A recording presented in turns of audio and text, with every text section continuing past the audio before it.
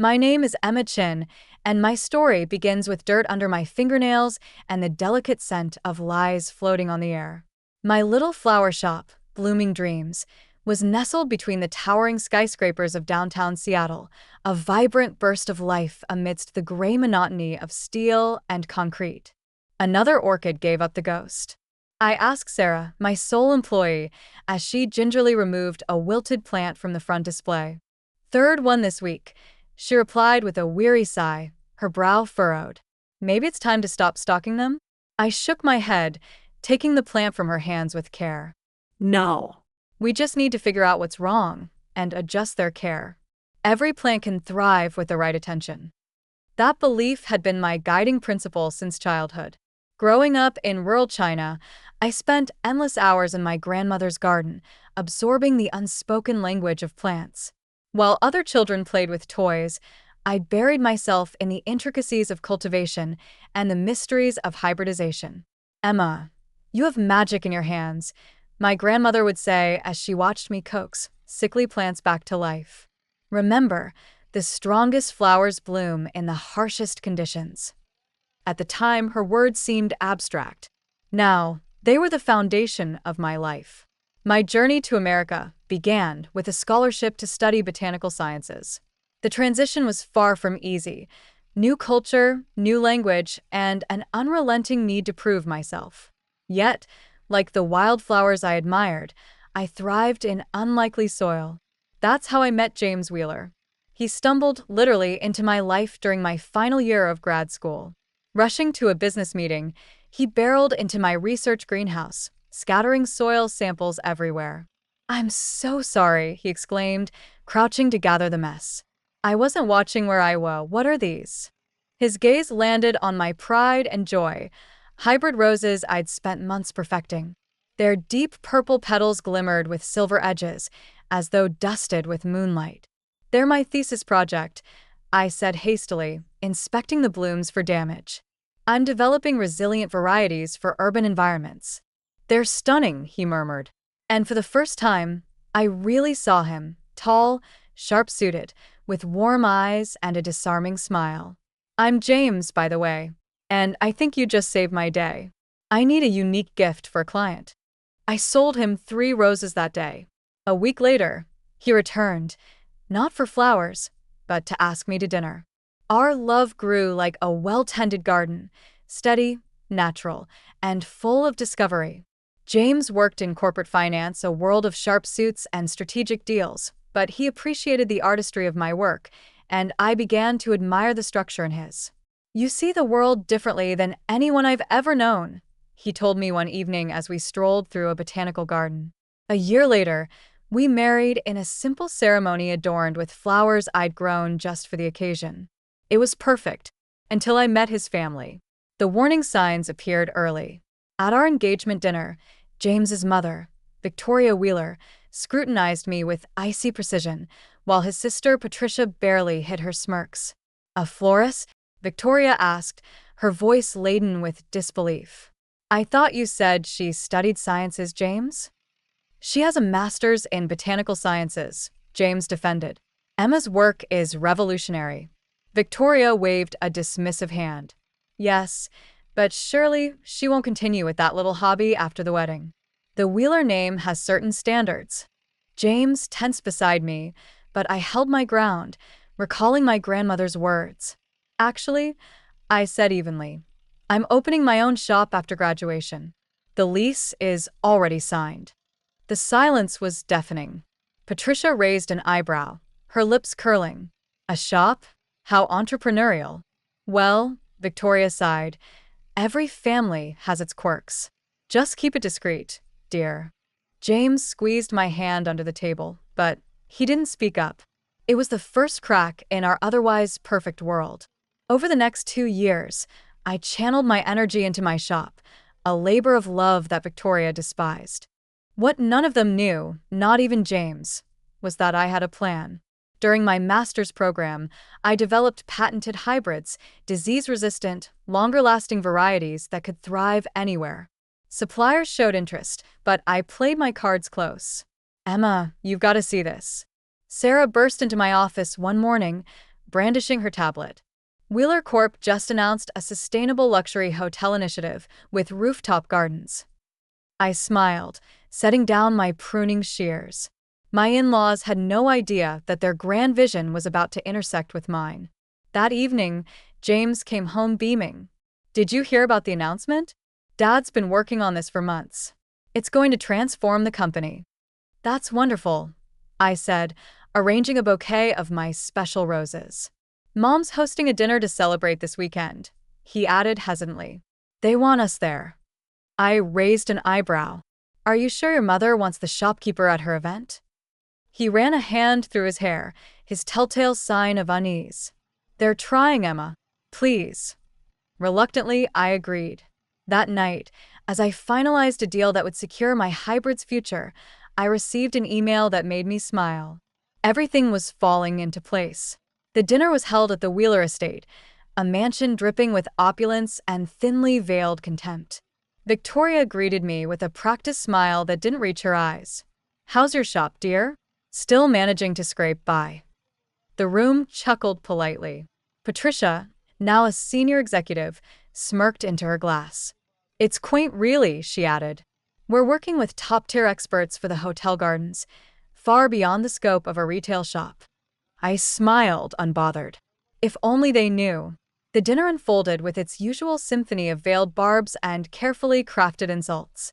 James remained uncomfortably quiet, his occasional apologetic glances doing little to shield me from the barrage. His silence, though familiar, was no less painful. "So, Emma," Victoria said, her voice cutting through the room like fine crystal. "James tells me you're often at the shop late into the evening. It must be exhausting dealing with retail customers all day. Surely you've considered something more appropriate for a Wheeler."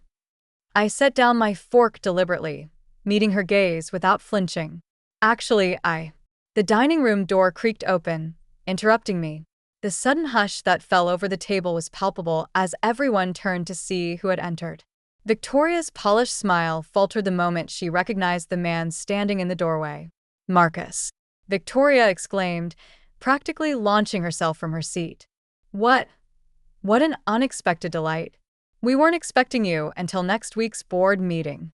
Marcus Chun, a commanding presence in any room, smiled politely. His sharp eyes swept across the table before landing on me. "I heard there was a celebration tonight. Thought I'd stop by. Hope I'm not intruding." Patricia, ever eager to align herself with power, quickly motioned to the empty seat beside her. "Not at all, Marcus. Please join us. We were just discussing our exciting hotel project." The Green Hotels Initiative," Marcus said, his tone betraying little. "Actually, that's part of why I'm here." His gaze returned to me, and his smile widened. "Emma, could we have a moment?" The silence was deafening.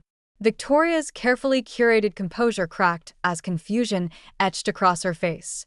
You know Emma?" Marcus laughed lightly. "Know her?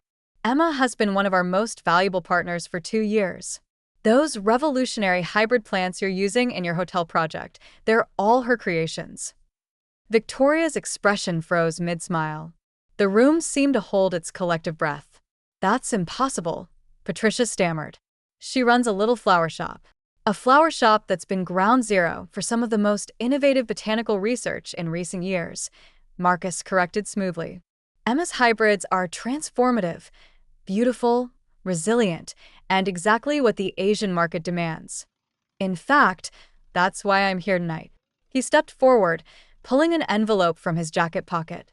"The board approved your terms, Emma. We're ready to proceed with exclusive distribution rights for all 15 of your patented varieties." James finally broke his silence, his voice hoarse. "Emma, what's going on?" I took a deep breath, feeling the weight of the moment. "Remember the hybrid varieties I worked on during grad school? The ones you said were incredible?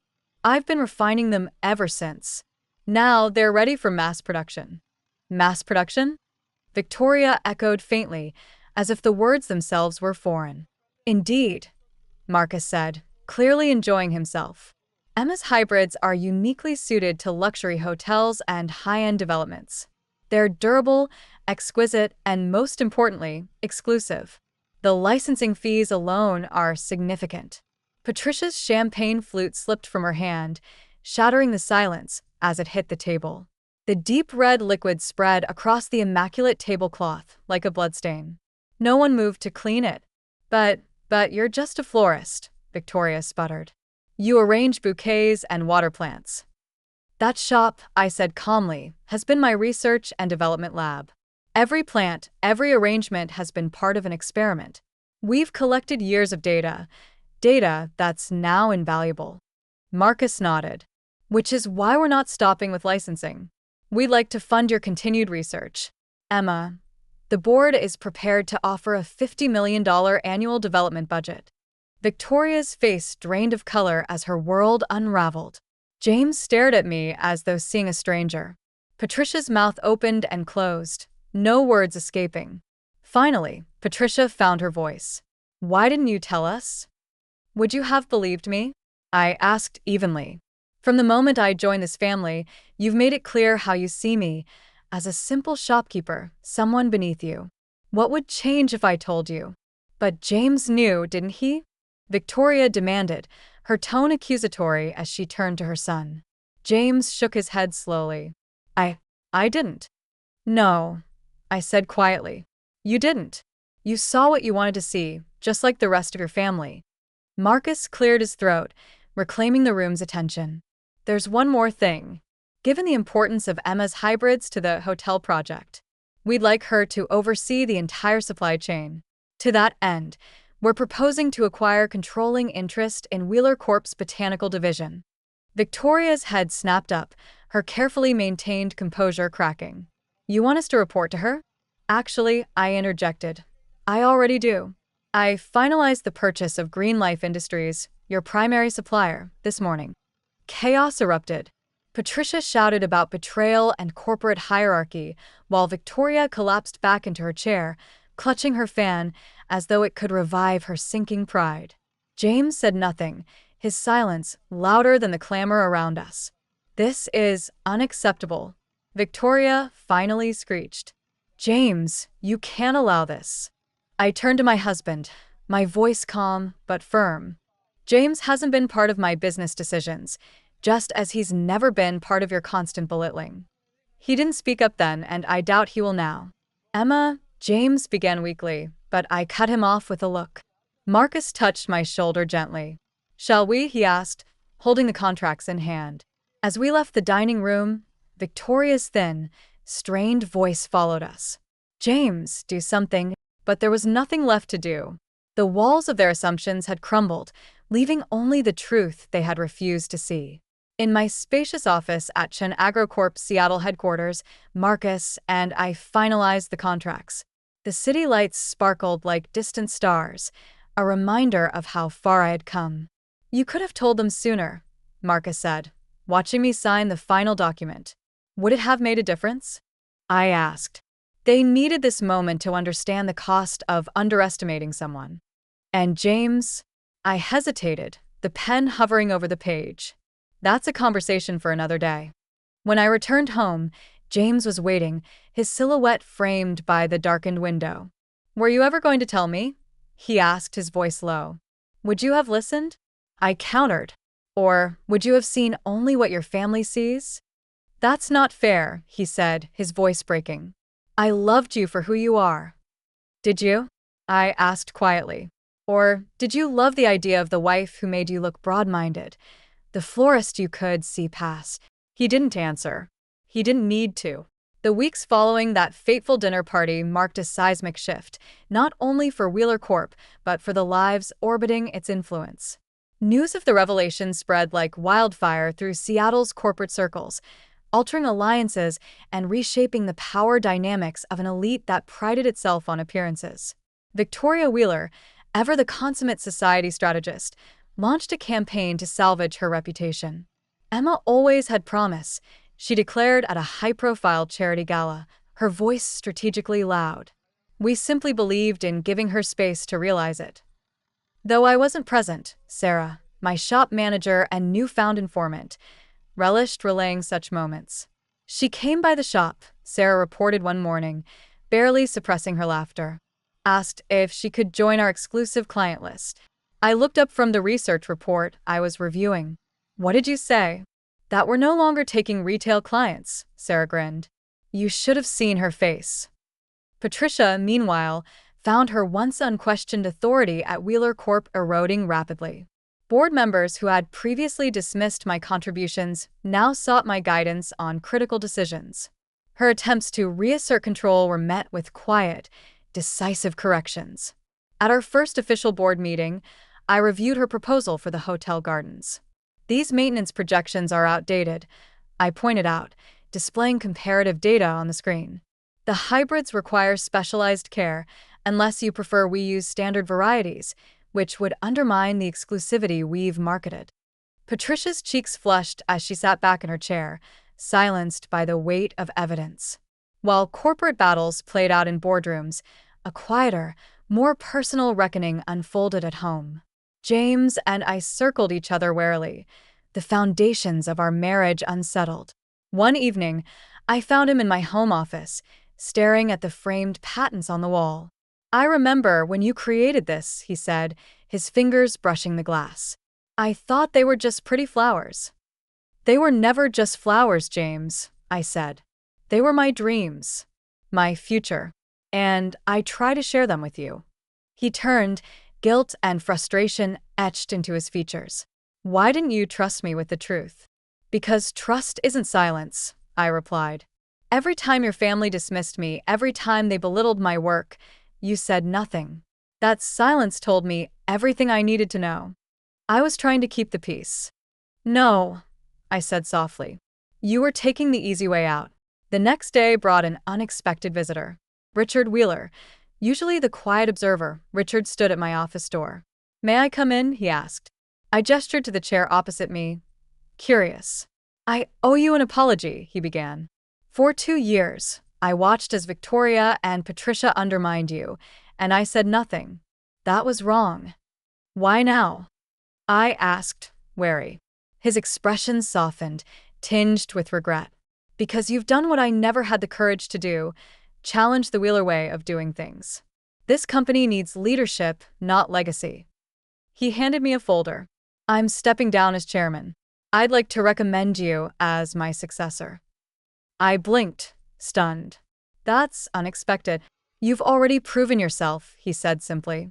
Before I could respond, James burst into the room, his argument with my assistant echoing down the hallway. He froze when he saw his father. Dad, what are you doing here? Richard stood straightening his tie. The right thing for once. After Richard left, I explained the situation to James.